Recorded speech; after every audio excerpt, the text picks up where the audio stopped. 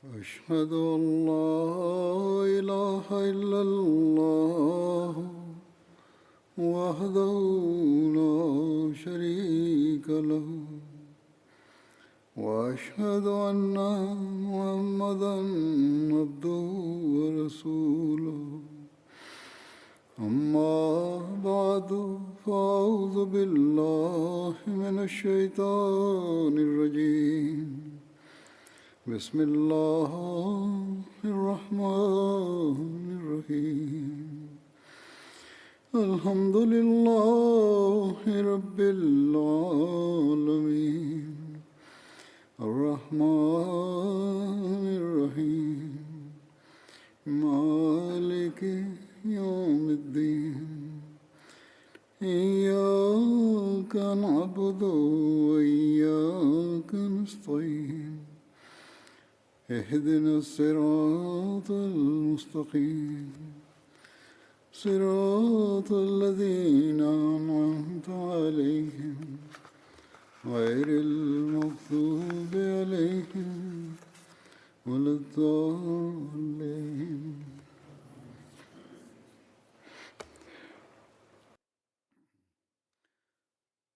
Hazreti Ebu Bakir radıyallahu anh'unun zikrin arasında köleleri azat ettirmek konusu devam ediyordu.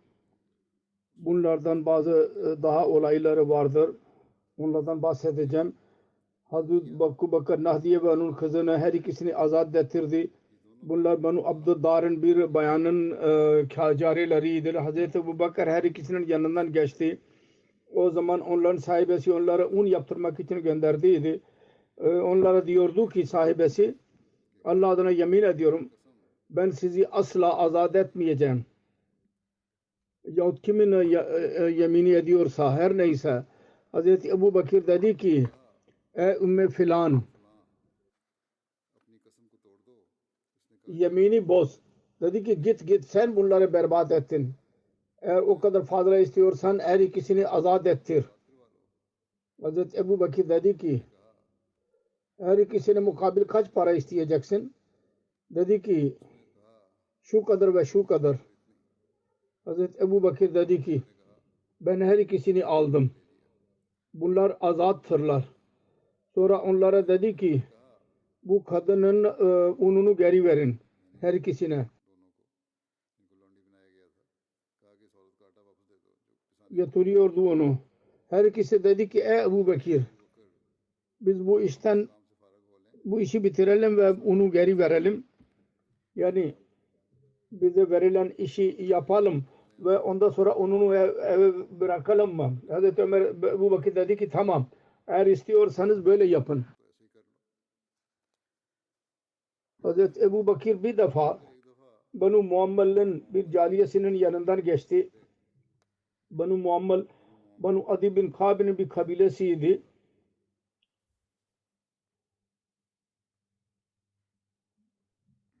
O cariye Müslüman idi. Ömer bin Hattab ona izah ve eziyet veriyordu ki İslamiyet'i terk etsin. Hazreti Ömer o zaman daha müşrik idi. İslamiyet'i kabul etmemişti. Ve onu dövüyordu. Sonunda yorulurdu ve derdi ki ben sana söylüyorum ki ben sana yorgunluktan dolayı seni bıraktım. Bunun üzerine derdi ki Allah sana da aynı muamele yapacak sana karşı. Sonra Hazreti Ebu Bakir onu da satın aldı ve azat etti. Bir rivayette vardır. Hazreti Ebu Bakir'in babası Ebu Kuhafe ona dedi ki ey benim oğlum ben görüyorum ki zayıf insanları azat ettiriyorsun. Eğer böyle yapmak istiyorsan yaptığın kuvvetli erkekleri azat ettir ki seni korusunlar. Seninle birlikte dursunlar. Ravi diyor ki Hazreti Ebu Bakir dedi ki ey benim sevgili babam ben yalnız Allah Azze ve Celle'nin rızasını istiyorum. Bazı müfessirler Allama Kurtubi ve Allama Ulusi diyorlar ki bu ayetler Allah-u Teala Hazreti Ebu Bakır'ın bu fiili için indirdiydi. فَأَمَّا مَنْ عَادَى وَاتَّقَى وَصَدَّقَ بِالْحُسْنَى فَسَنُيَسِّرُهُ لِلْيُسْرَى وَأَمَّا مَنْ بَخِلَ وَاسْتَغْنَى وَكَذَّبَ بِالْحُسْنَى فَسَنُيَسِّرُهُ لِلْعُسْرَى وَمَا يُغْنِي عَنْهُ مَالُهُ إِذَا تَرَدَّى إِنَّ عَلَيْنَا لَلْهُدَى وَإِنَّ لَنَا لَلْآخِرَةَ وَالْأُولَى فَأَنذَرْتُكُمْ نَارًا تَلَظَّى لَا يَصْلَاهَا إِلَّا الْأَشْقَى الَّذِي كَذَّبَ وَتَوَلَّى وَسَيُجَنَّبُهَا الْأَتْقَى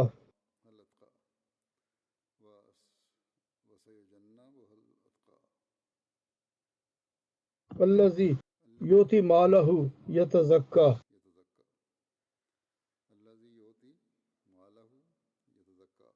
مَا لِأَحَدٍ عِندَهُ مِنْ نِعْمَةٍ تُجْزَى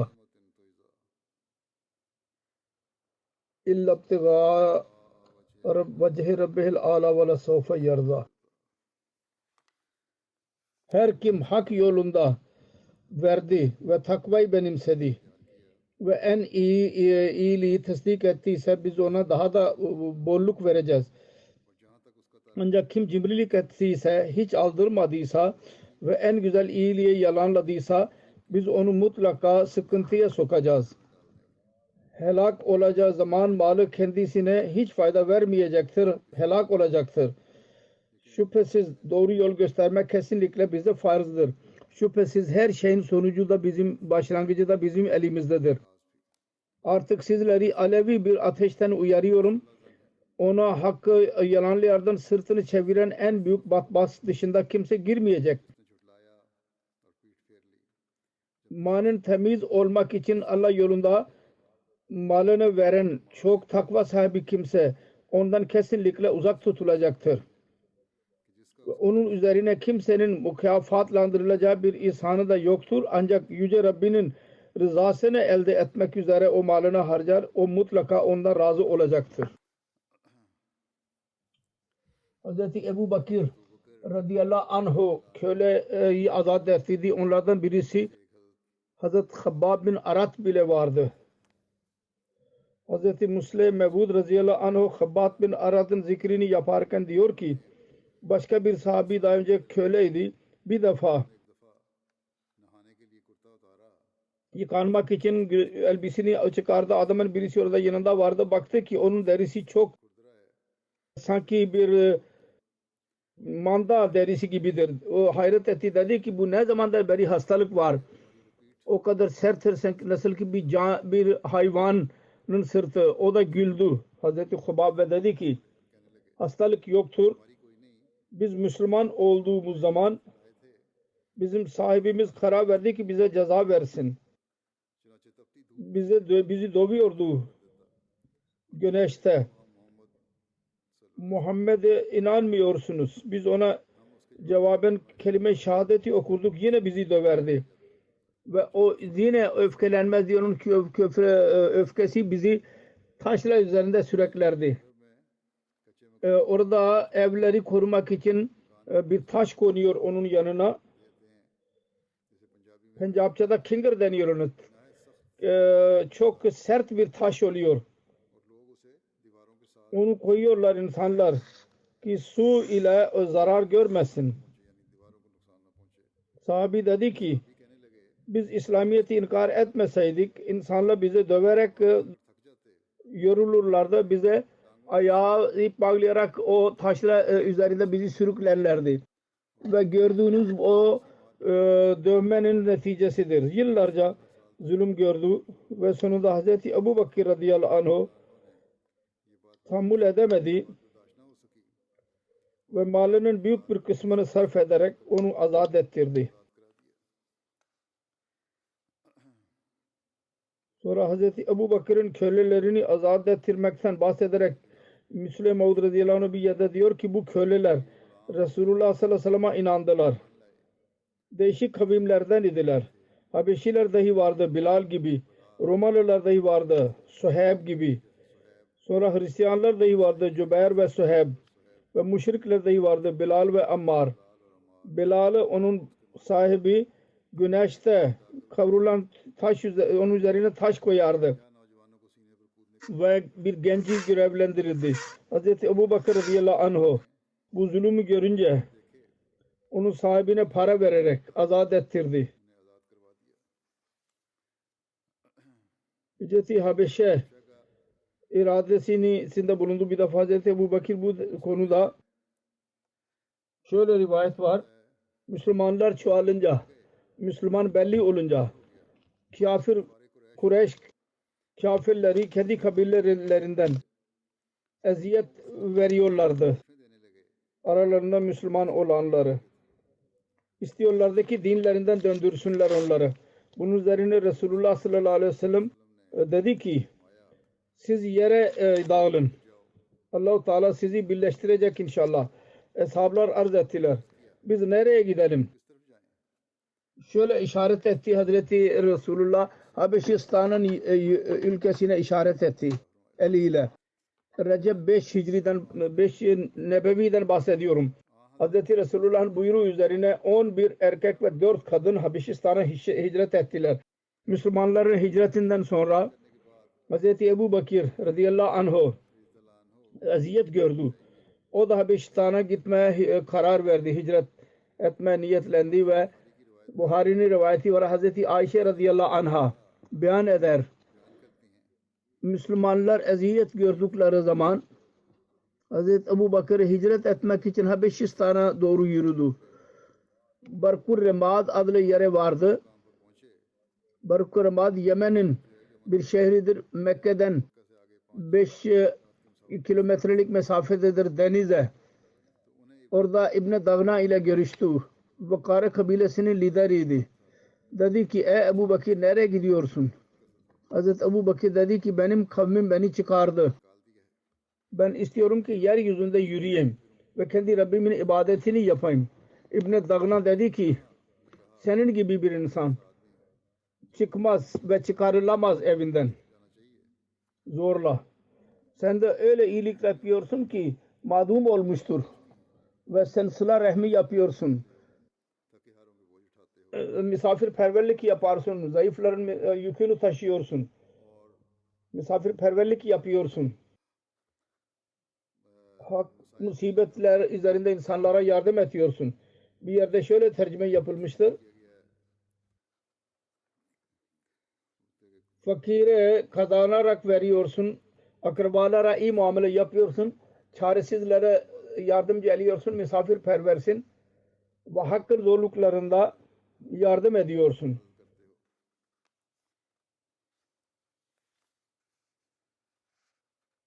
O dedi ki ben seni kendi pınahıma, sığınmama alıyorum, geri gel ve kendi vatanında Rabbinin ibadetini yap.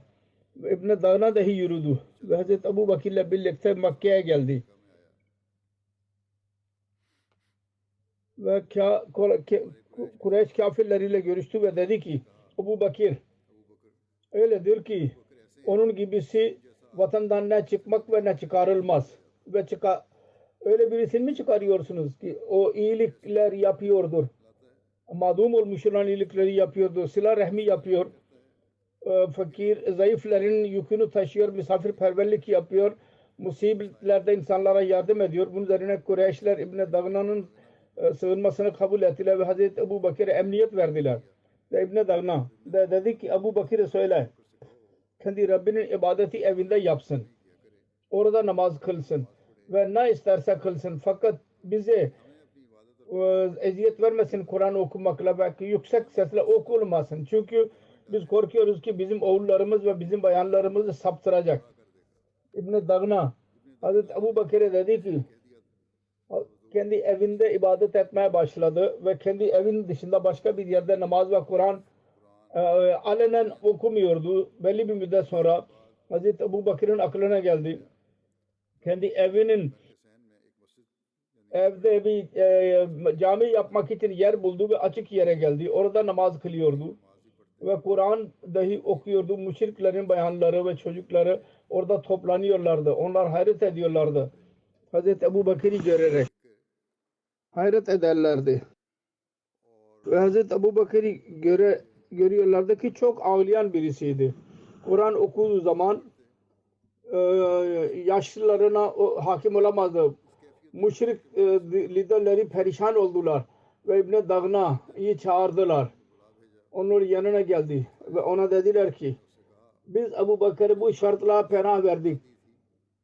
Kendi evinde Rabbinin ibadetini yapsın. Fakat o bu şartı aldırış etmedi ve kendi evinin avlusunda cami yapmıştır. Namaz ve Kur'an alenen okumaya başlamıştır. Biz korkuyoruz. Bizim oğullarımızı ve bizim bayanlarımızı sınava sokacak. Siz onun yanına git.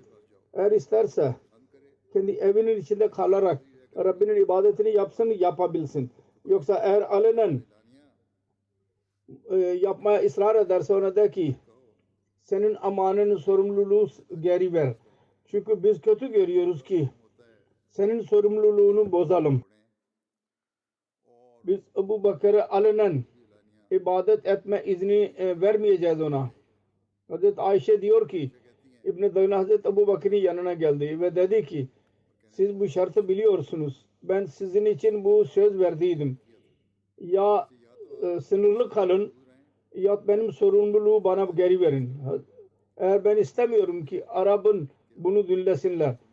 Benim verdiğim eman verdiğim ile ben sözümü bozdum. Hazreti Ebu Bakır dedi ki ben sizin sığınmanızı geri veriyorum ve Allah-u Teala'nın sığınmasına razıyım.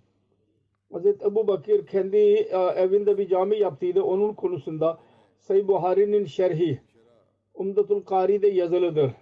Cami evlerin duvarları içindeydi ve ilk camiydi İslamiyet'e yapılmış olan.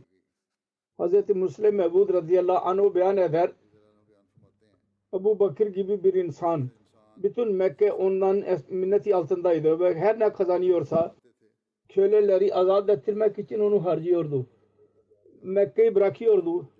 Bir reis kendisiyle görüştü. Sorduk Ebu Bakır nereye gidiyorsun? Dedi ki bu şehirde benim için artık emniyet yoktur. Başka bir yere gidiyorum.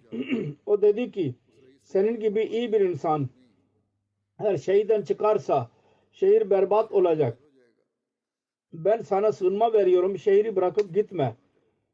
O reisin sığınmasına geri geldi. Sabahleyin kalkardı ve Kur'an okurdu. Bayanlar ve erkekler duvarıyla durarak onun Kur'an'ını dinliyorlardı. Çünkü kendisinde bir ağlayış vardı.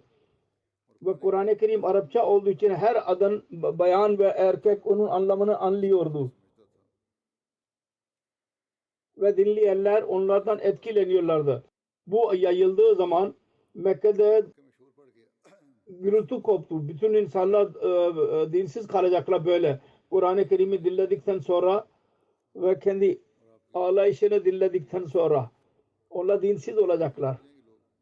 Bugün aynı durum Ahmedilerde birçok ülkede vardır. Özellikle Pakistan'da.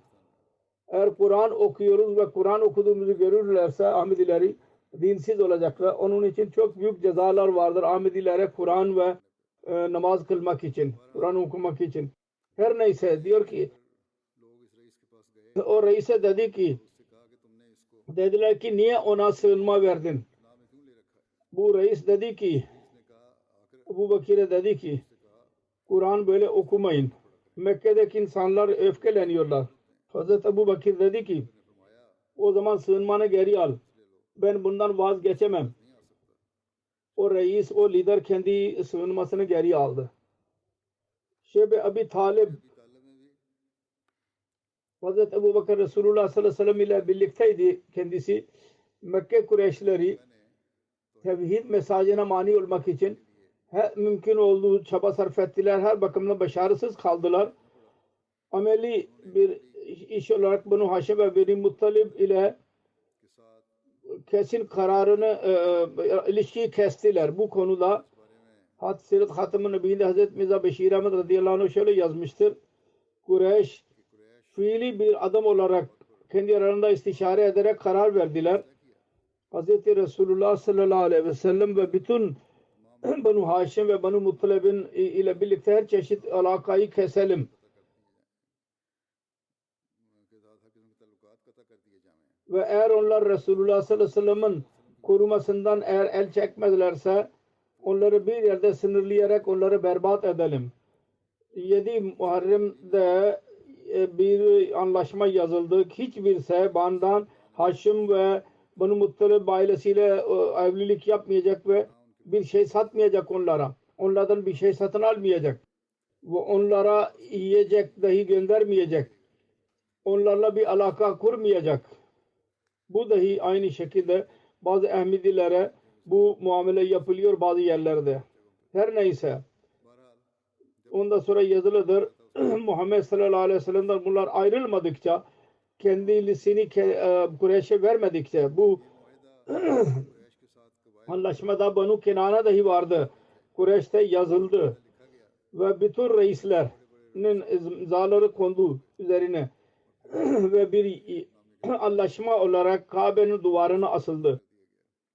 Hz. Resulullah sallallahu aleyhi ve sellem ve bütün Banu Haşim ve Banu Muttalib Müslüman yahut kafir hepsi Resulullah sallallahu aleyhi ve sellem'in amcası dışında Abu Lahib dışında kendi Kureyş ile birlikte geldi. Şebi Abi Talib de bir dağlık yol şeklindeydi. Orada sınırlı kaldılar ve böylece Kureyş'in iki kabilesi Mekke'nin medeni hayattan tamamen kesilmiş oldular. Ve Şebi Abi Talib de bunu Haşim'in ailesinin bir yolu vardı. Esirler gibi kaldılar. Birkaç Müslümanlar o zaman Mekke'de mevcut idiler. Onlar dahi kendileriyle birlikteydiler. Bu zor durumda dahi Hz. Ebu Bakır Hz. Resulullah sallallahu aleyhi ve sellem'in yanını bırakmadı. Dostluğunu. Hz. Şah Veliullah radıyallahu anh diyor ki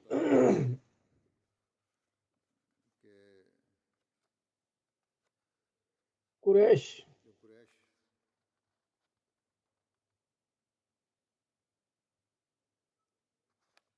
Hz. Resulullah sallallahu aleyhi ve sellem'in izaya birleştiler ve bir yazı yazdılar. O Sıddık o sıkıntı anında dahi Resulullah ile birlikte kaldı.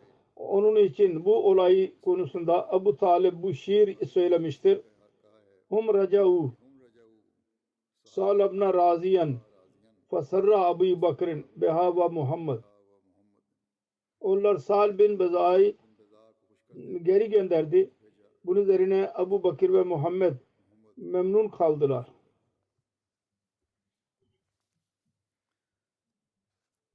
Yani Kureyş Makka sonunda bu anlaşmayı yok ettiler. Bunun üzerine Abu Talib bir söylediği şiirlerden birisi bu şiir idi. Daha önce zikredin. Bu anlaşma bittikten sonra Hazreti Ebu Bakır ve Hazreti Muhammed Resulullah sallallahu aleyhi ve sellem her ikisi memnun oldu. Gulebat-ı Rum'un önceden verilen gaybi haber bu Hazreti Ebu Bakır'ın şart konması bir olay vardır. Hazreti İbni Abbas Allah-u Teala'nın buyruğu Alif Lam Mim Gulebat-ı Rum fi adnal arz. Bu konuda rivayet vardır. Gulebat ve Galabat. Dediler ki Gulebat ve Galabat. Diyor ki müşrikler istiyorlardı ki Faris ahalisi galip olsunlar Romalılara. Çünkü bunlar ve onlar putperest idiler. Ve Müslümanlar istiyorlardı ki Romalılar Farislilere üstün çıksınlar ki onlar ehli kitap idiler. Onun zikrini Hazreti Ebu Bakır'a yaptılar ve Hazreti Ebu Bakır Resulullah sallallahu aleyhi ve sellem'e zikir yaptı. Resulullah dedi ki onlar mutlaka üstün çıkacaklar. Hazreti Ebu Bakır onun zikrini yaptı. Onlar dediler ki aramızda bir zaman muhaliflere dedi ki bir müşriklere bir zaman karar verelim. Eğer biz üstün çıkarsak bu ve bu bizimle olacak. Eğer sen üstün çıkarsan senin için bu ve bu olacak. Şart koştular. 5 yıl müddet koydu ve onlar üstün çıkamadılar. Onun zikrini Resulullah sallallahu aleyhi ve sellem'e yaptı. Dedi ki daha fazla zaman niye demedin? Belki 10 idi. Bu Tirmizi'nin rivayeti vardır. Tefsirin rivayetidir. Sahih Buhari'nin rivayetinde Resulullah sallallahu aleyhi ve sellem'in 4 gaybi haberinden bahsedilmiştir. Onlar çok şanlı bir şekilde tamamlandı. Onlardan birisi Rom'un üstünlüğü ile ilgili haber dahi vardır.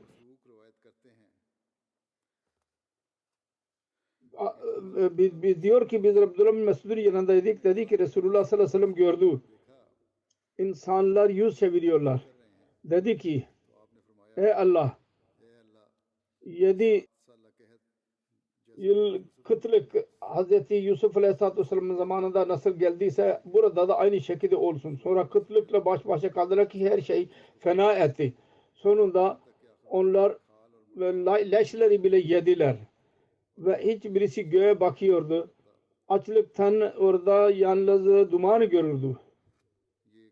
Bu 4 gaybi haberden birisi budur. Abu Sufyan kendisine geldi ve dedi ki Muhammed sallallahu aleyhi ve sellem siz Allah-u Teala'nın itaati ve sıla rahmiyi emrediyorsun.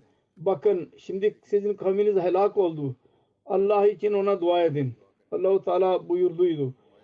Bekle ki gökten bir duman getirecek.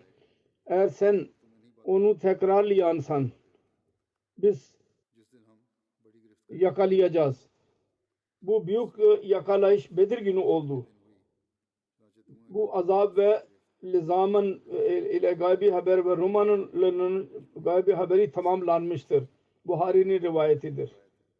Bu hadisin şerhinde Allama Badruddin Eni Romalıların üstünlüğü gaybi haberi konusunda diyor ki Faris ve Romalılar arasında savaş oldu. Müslümanlar Farislileri seviyorlardı. Çünkü onlar Romalılar ehli kitap idiler. Ki İranlılar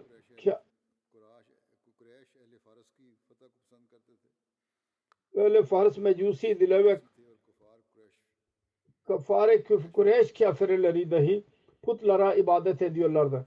Onun için bu üzerine Hazreti Ebu Bakır ve Ebu Cehil arasında şart kondu.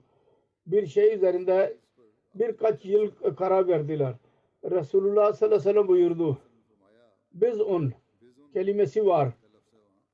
9 yahut 7 sene demek oluyor. Müddeti çoğalt. Sonra Hazreti Ebu Bakır aynı işini yaptı. Ehli Romalılar üstün çıktılar. Allah-u Teala buyurdu. Alif lam mim. Gulebatir Rumu. Fi adnal ardı. Ve min ba'de galabehim. Seyaglebun. Fi biz'e senin. Lillahil amru min qablu. Ve min ba'du. Ve yevmezin yafrahul mu'minun. Benasrillah. Tercümesi şöyledir. Allah-u Teala en fazla ben bilen Allah'ım. Romalılar yenilgi uğratıldılar yakın ülkede ve onlar mağlup olduktan sonra yine galip gelecekler 3 ile 9 yıl arasında. Allah'ın emri vardır. Daha önce ve daha sonra. O zaman müminler dahi kendi zaferlerinden memnun kalacaklar. Allah-u Teala tarafından olacak. Şabi diyor ki bunda şart koymak caiz idi. Hz. Mirza Beşir Ahmet radıyallahu anh bu konuda şöyle yazmıştır. İslam'dan önce ve İslam'ın ilk günlerinde bütün medeni dünyada en kuvvetli ve en geniş saltanatlar 2 taneydi. Faris saltanatı ve Roma saltanatı.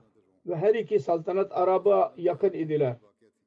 Faris saltanatı Arap'ın kuzeyi doğusundaydı ve Romalı kuzeyi batısındaydılar. Bunların sınırları birleşiyordu. Onun için bazı kimseler kendi aralarında savaş dahi yapıyorlardı.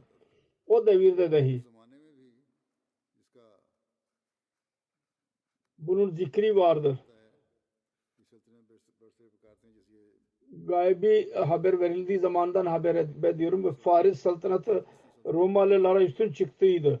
Ve onun birçok kıymetli, değerli bölgeyi ele geçirmişlerdi. Ve ona baskı yapmaya devam ediyordu. Kureyş putperest idiler. Ve Faris'in durumu dahi aynen mezhebi aynıydı. Yani Mekke Kureyşleri Faris'in bu zaferlerine çok mutlu idiler. Fakat Müslümanların Romalı saltanatlara sempati gösteriyorlardı. Çünkü Romalılar Hristiyan idiler. Ve Hristiyanlar ehli kitap oluşu yüzünden ve Nasri İslam'a alaka kul olduğundan putperestlerden daha yakın idiler Müslümanlara. Böyle bir durumda Hz. Resulullah sallallahu aleyhi ve sellem Allah-u Teala'dan bilgi alarak gaybi haber verdi. O zaman Roma yenilgiye uğruyor. Fakat birkaç yıl içinde yine üstün çıkacak Paris'e ve o zaman Müslümanlar mutlu olacaklar. O zaman Müslümanlar Hz. Ebu Bakır'ın özellikle ismi zikredilmiştir. Mekke'de elan etmeye başladılar. Bizim Rabbimiz söylemiştir. Pek yakında Romalılar üstün çıkacaklar. Kureyş cevap verdiler. Eğer bu gaybi haber doğru ise gel şart koşalım. O zamana kadar İslamiyet'e şart koşmak haram değildi. Hz. Ebu Bakır kabul etti. Ve Kureyş reisleri ve Hz. Ebu Bakır arasında birkaç deve ize 6 sene müddet kondu. Fakat Resulullah sallallahu aleyhi ve sellem haber aldı. Dedi ki 6 sene yanlıştır. Allah-u Teala biz senin kelimesini kullanmıştır. Arapça deyime göre 3 ile 9 yıl arasında için kullanılır. Bu o devirden bahsediyor. Resulullah sallallahu aleyhi ve sellem daha Mekke'deydi ve hicret yapmamıştı. Ondan sonra bu miyat arasında savaş değişti ve Romalılar Faris'e yenilgiye uğrattılar ve bütün bölgeyi geri aldılar. Bu hicretten sonradan bahsediliyor. Hicretten sonra Romalılar zafere ulaştılar. Bu konuda Hz. Müslim radıyallahu anh beyan eder. Resulullah sallallahu aleyhi ve sellem daha Mekke'deydi ki Arap'ta bir haber ortaya çıktı. İranlılar Romalıları yenilgiye uğrattılar. Bunun üzerine Mekkeliler çok memnun oldular. Biz müşrikiz ve İranlılar da müşriktirler. İranlıları Romalıları yenilgiye uğratmak iyidir ve anlamı şudur ki Mekkeliler de Resulullah sallallahu aleyhi ve sellem'e üstün çıkacaklar. Bu bir netice çıkardılar. Fakat Allah-u Teala dedi ki gulebatir Rum fi adnal ardı ve hum min ba'de galabihim seyaglibun fi biz'e senin. Romalılar Suriye'de yenilgiye uğradılar fakat siz onu kesin görmeyin.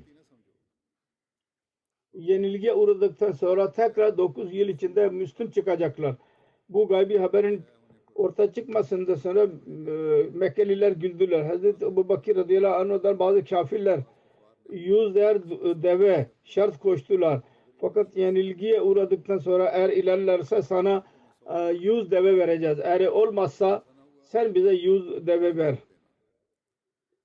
Bu gaybi haberin tamamlanması imkansız gibi görünüyordu.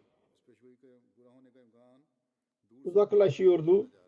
Suriye'nin birkaç defa yenilgiye uğradı ve İranlı ordular Buhara Marmara'nın kenarlarına kadar ulaştılar. Konstantiniye kendi Osyalı hükümetlerinden munkati oldu ve Roma'nın hükümeti bir küçük bir riyaset halinde geldi. Fakat Allah-u Teala'nın kelamı tamamlanacaktı ve tamamlandı da en meyus durumda dahi Roma'nın kralı kendi ordularıyla birlikte son saldırı için Konstantiniye'den çıktı ve Osya ve İranlılarla karar verici bir savaş yaptı. Romalılar sayıca malzemece az olmalarına rağmen Kur'an-ı Kerim'in verdiği gaybi habere göre İranlılara üstün çıktılar ve İranlılar oradan kaçtılar ki İran'ın sınırından dışında duramadılar ve Romalılar bütün Afrika ve Asya'daki ülkelere hakim oldular. Hz. Mesih Maud Aleyhisselatü Vesselam diyor ki Ebu Bakır Siddik radıyallahu anh Abu Cehil ile şart koştu. Kur'an-ı Kerim'in gaybi haberi şart koştu, kondu. Alif Lam Mim Gulebatir Rum fi adnal ardı ve hum min ba'de galabihim seyaglibun fi biz'e senin. 3 yıl kondu. Resulullah sallallahu aleyhi ve sellem bunu görerek hemen gördü ve şart koştu. Değiştirmek için Ebu Bakır'a buyurdu. Dedi ki biz senin kelimesi vardır ve genellikle 9 seneye kadar gidiyor biz kelimesi. Sonra Resulullah sallallahu aleyhi ve sellem'in kabilelerinin önüne kendisini koyması iddiasını, Hazreti Ebu Bakır'ın kendisiyle birlikte olması, Allah-u Teala kendi dinini üstün çıkarmak ve kendi peygamberine hürmet vermek için ve kendi verdiği sözü tamamlamaya karar verdi. Resulullah sallallahu aleyhi ve sellem hac günlerinde dışarı çıktı ve Ensar'ın kabileleri Avs ve Hazret ile görüştü. Hac günlerinde kendisini ileri sürdü. Her sene hac günlerinde ileri sürüyordu. Bir rivayette zikredilmiştir. Hz. Ali bin Abi Talib beyan eder. Allah-u Teala kendi peygamberine sallallahu aleyhi ve sellem emir verdi. Kendisini Arap kabilelerinin önüne koysun. Ben ve Ebu Bakır Resulullah ile birlikte Mina'ya doğru gittik. Biz Arapların meclisine gittik. Hazreti Ebu Bakır ilerledi ve hasab ve nasab konusunda maharet, uzmanlığı vardı. Dedi ki sen kimlerdensin? Dediler ki biz filan kabileden. Ebu Bakır dedi ki Rabiye'nin hangi kabilesinden? Dediler ki Zuhul'dan.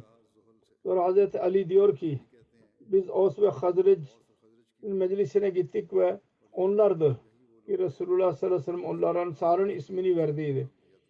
Onlar kendisine sığınma ve yardım vermeye kabul ettiler. Hazreti Ali diyor ki biz kalkmadık. Sonunda onlar Resulullah sallallahu aleyhi ve sellem'e biat ettiler. Başka bir rivayet vardır. Hazreti Ali radıyallahu anh beyan eder. Allah-u Teala kendi peygamberine emir verdi. Kendisini Arap kabilelerinin önüne ileri sürsün. Kendisi bu gayeyle çıktı. Ben ve Hazreti Ebu Bakır kendisiyle birlikteydik. Biz meclise gittik. Orada sekinet ve vakar vardı. Onlar yüksek kudret sahibi ve onur sahibiydiler. Hazreti Ebu Bakır sordu ki siz hangi kabiledensiniz? Onlar dediler ki biz Banu Şaban bin Salba'dan iz. Hazreti Ebu Bakır Resulullah sallallahu aleyhi ve sellem taraf dikkat ederek dedi ki benim annem size feda olsun. Onun kavminde daha onurlu birisi yoktur. Onlar Mafluk bin Amr, Musanna bin Harisa, Hani bin Kabisa ve Numan bin Şerik vardı. Resulullah sallallahu aleyhi ve sellem onların önüne bu ayet okudu. Kul ta'alo atlu ma harrama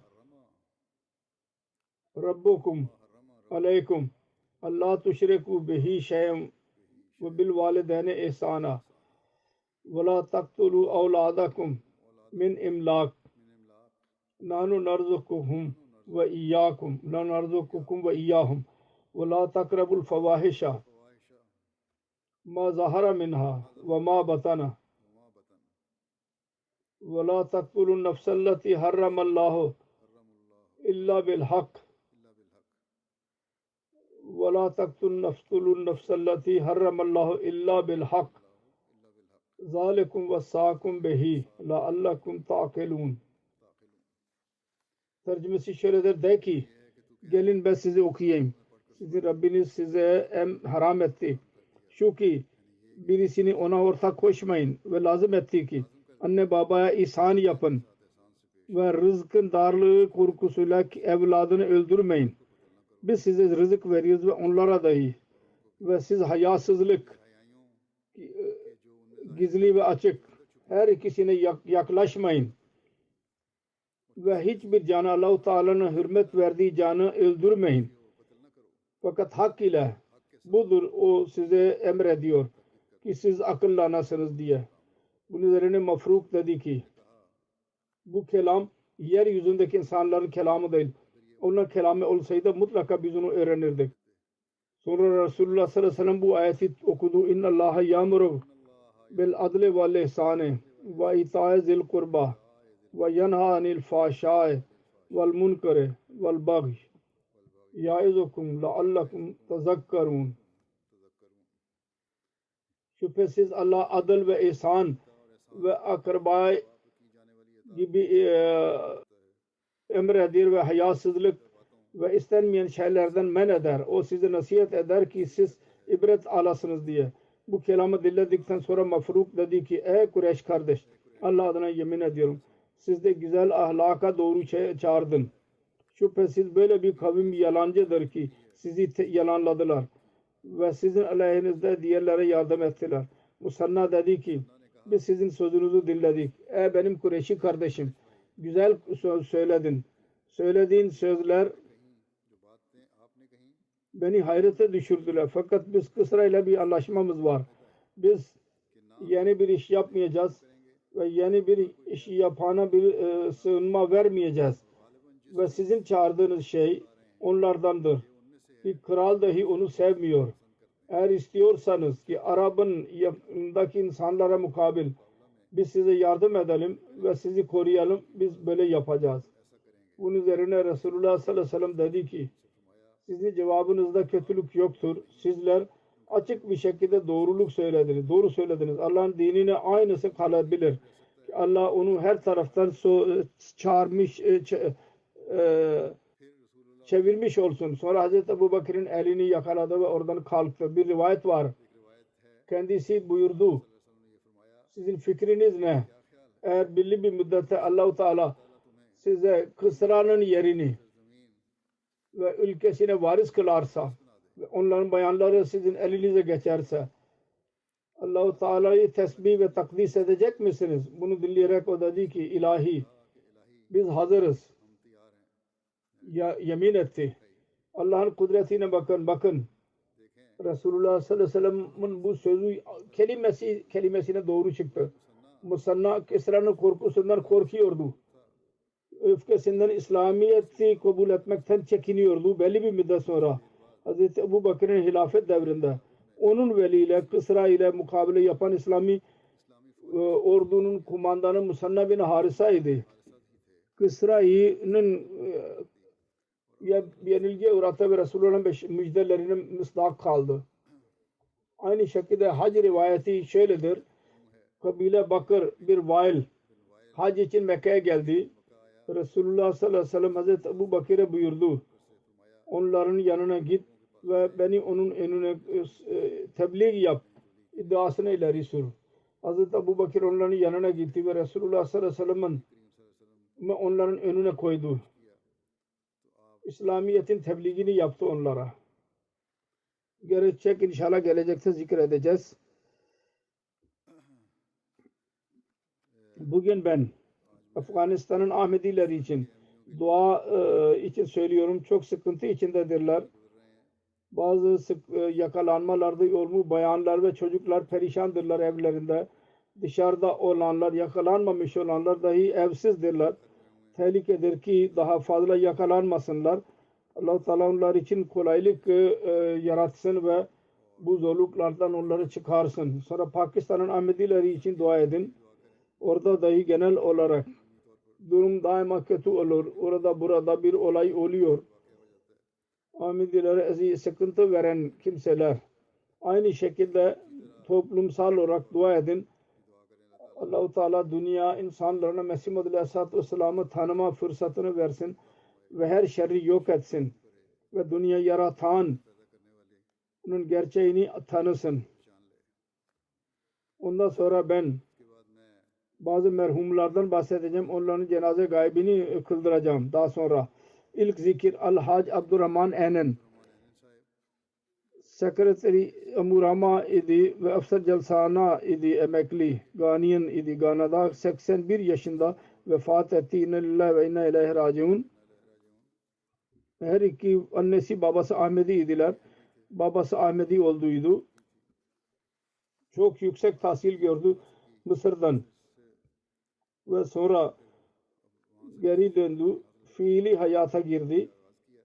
Ve değişik şirketlerde Gana'ya gelerek menajer müdür olarak çalıştı. Sonra kendi Nijerya'da dahi belli bir müddet görev yaptı. Sonra kendi şirketini hazırladı.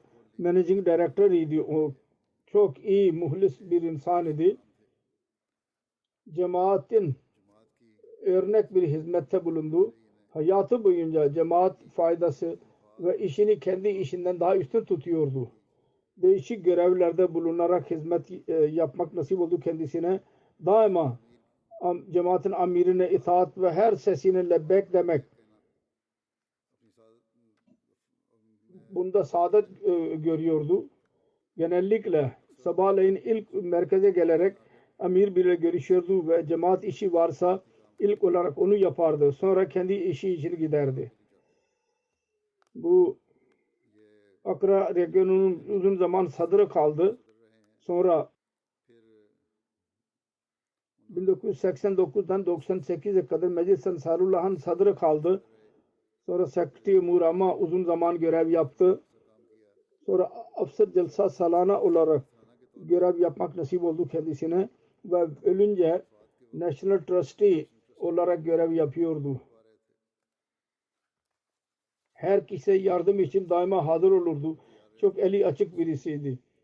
Kendi ailesine sempati göstermiyordu. Yalnız el açıklığı akrabaları dışında cemaat üyelerine ve dine bakmadan bütün insanlara kapsıyordu. Hilafetin bir can atan birisiydi hilafete. Daima cemaat faydasını her işten daha üstün tuttu. Ve hiçbir zaman muhalefete aldırış etmedi. Teheccüdü kaçırmazdı. Çok teheccüd daima kılardı. Yolculukta buna yolda olsun evde olsun mutlaka namaz kılardı. Çanday verirdi. Musidir. Karısı dışında 5 erkek ve 5 kız bırakmıştır. Gana'nın murabbisidir Hafız Mubaşir Ahmet. Yazıyor. Çok firaset vardı onda. Çok mantıklı bir söz söylerdi ve muamelenin derinliğine girerdi. Bir toplantıda herkes kendi fikrini ileri sürüyordu. Bir konu vardı. Uzatılıyordu. Kendisi sessiz bir şekilde dinledi. Sırası gelince dedi ki bu konuda halife tarafından bir karar geldi. Onun için tartışmamıza gerek yok. Çünkü halife tarafından karar verirse o zaman başka bir fikir ileri sürmememiz lazım. Aynı şekilde ona amel etmemiz lazım. Öyle ihlas sahibi kimseler Allah-u Teala uzak bölgelerde dahi Allah-u Teala cemaate vermiştir. Sonra bunda sonraki zikir Azyab Ali Muhammed Al-Cugali Bey. Geçen günlerde vefat etti. İnna lillahi ve inna ileyhi raciun. Ürdün cemaatinden idi. Sadr cemaat yazıyor. 2010 senesinde biat etti. Kendi bölgesinde tek Ahmediydi. Ve buranın geleneğiyle göre kocası ile birlikte karısı dahi Ahmedi oldu. Aynı dine giriyorlar. Diyor ki Hz. Akdes Mesih Maud Aleyhisselatü Vesselam Ahmediyet ve hilafete iman dağlar gibi inanıyordu. Ahmediyeti kabul ettikten sonra ailesi ve muhalefetine rağmen istikametin bir örneğiydi. Ahmediyet ve hilafet için çok hamiyet gösteriyordu ve kuvvetli bir şekilde savunuyordu. Merhum bilgi ve tebliğ yapmayı çok severdi. Geceleyin telefon ederek meseleler konusunda sorardı. Böylece evde muhalifler ile birçok terbiye toplantılar oldu. Şeker hastasıydı ve çok eziyet içindeydi. Ve bu hastalık can alıcıydı. Bunun bazı akrabaları bu hastalıkta diyorlardı ki Ahmediye yüzünden sen böyle bir duruma girdin. Ahmediye cemaati bırak. Biz kıyamet gününde senin lehinde şehadet vereceğiz. Coşkulu bir şekilde dua ederek diyordu ki Ya Rabbi Ahmedi Müslüman olmak durusunda bana ölüm ver. Bunda sonraki zikir Mukarrem Din Muhammed Şahip emekli murabbiydi. Bugünlerde Kanada'daydı. 92 yaşında. Geçen günlerde vefat etti. İnna lillahi ve inna ileyhi raciun. Onun ailesine Ahmediye babası vasıtasıyla geldi. Onlar 1938 senesinde Ahmedi oldu. 1940 senesinde babası onu kendisiyle birlikte Kadiyan'a götürdü. Orada kendisi Kadiyan'ın bu durumundan etkilenerek, din durumundan etkilenerek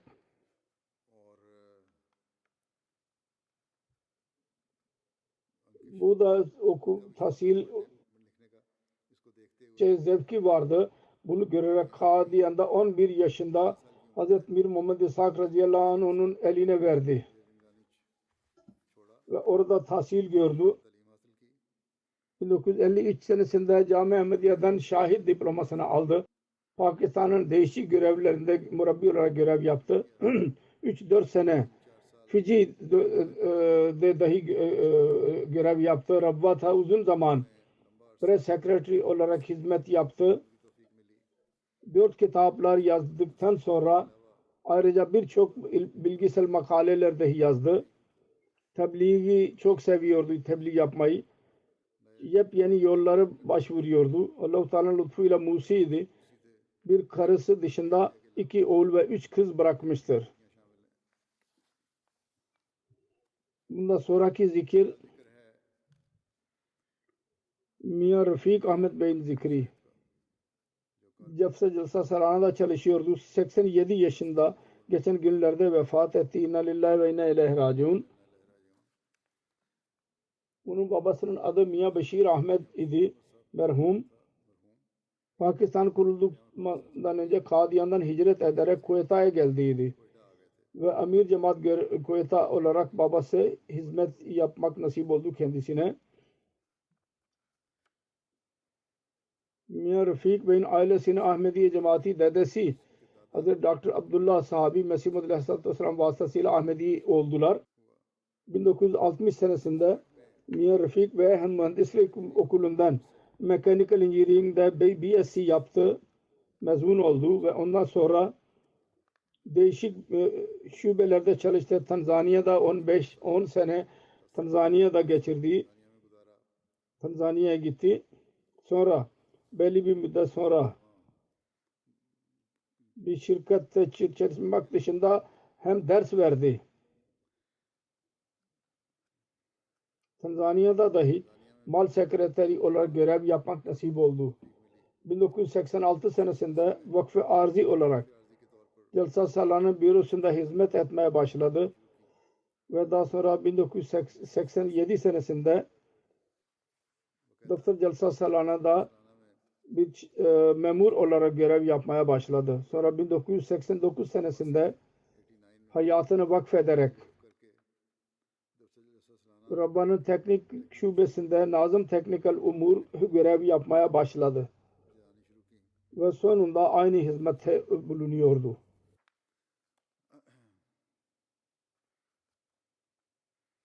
Hazreti Halifetül Mesih Salis onun evliliğini yaptırdıydı. Hazreti Mevlana Abul Ata radıyallahu anh onun nikahını kıydıydı. Allah-u Teala ona 3 oğul ve bir kız verdi. Bunun oğlu diyor ki silsile konusunda yanlış bir şey söylerse hemen mani olurdu ve yasak ederdi. Hilafeti çok severdi.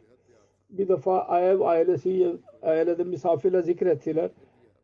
Size verilen ev çok küçüktü cemaat tarafından. İsterseniz büyük verilebilirsiniz. Dedi ki cemaat beni çadırda tutarsa ben orada kalmaya dahi razıyım. Ben mutalaba yapmayacağım. Talepte bulunmayacağım. Sonra oğlu yazdı.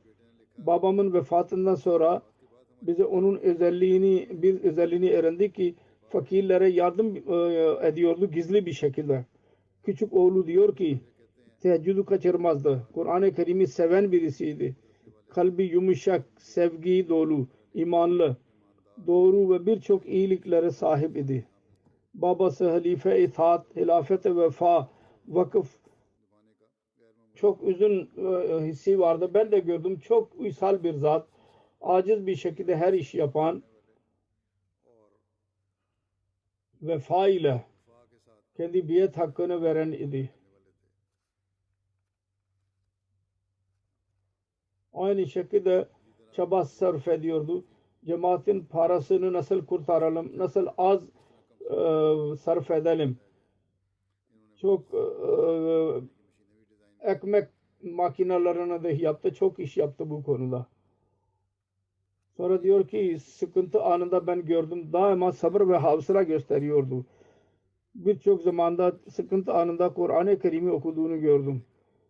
Hastalık anında ve ölümden önce asla hissettirmediği sıkıntısını imanlı bir şekilde his ile her işi yapardı. Daha önce zikredilmiştir.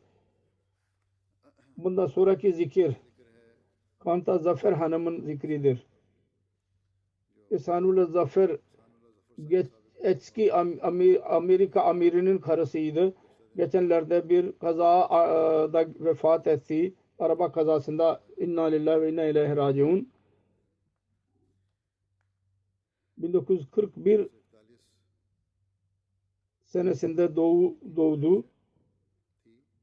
Chaudhry Azam Ali Session Judge hakim onun babasıydı.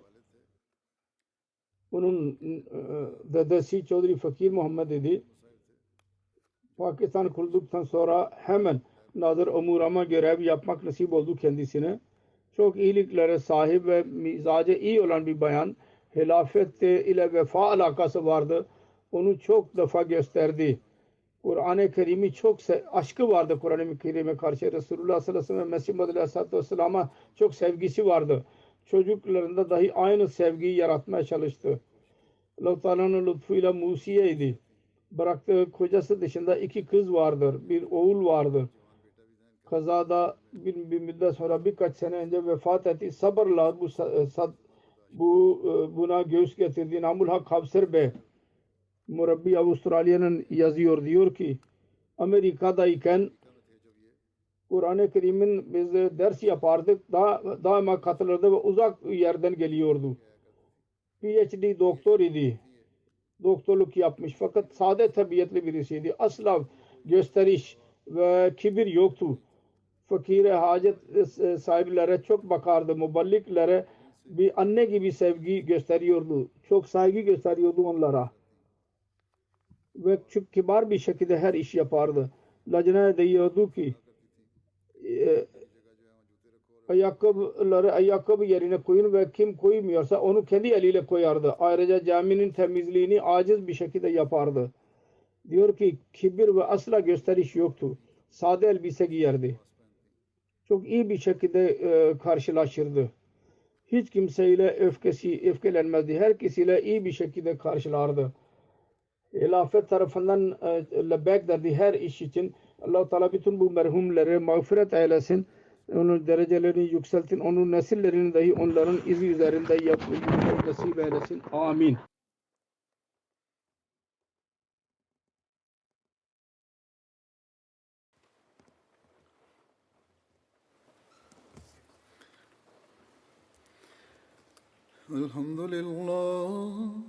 الحمد لله نحمده ونستعينه ونستغفره ونؤمن به ونتوكل عليه ونعوذ بالله من شرور أنفسنا ومن سيئات أعمالنا من يهده الله فلا مضل له ومن يضلل فلا هادي له ونشهد أن لا إله إلا الله ونشهد أن محمدا عبده ورسوله عباد الله رحمكم الله إن الله يأمر بالعدل والإحسان وإيتاء ذي القربى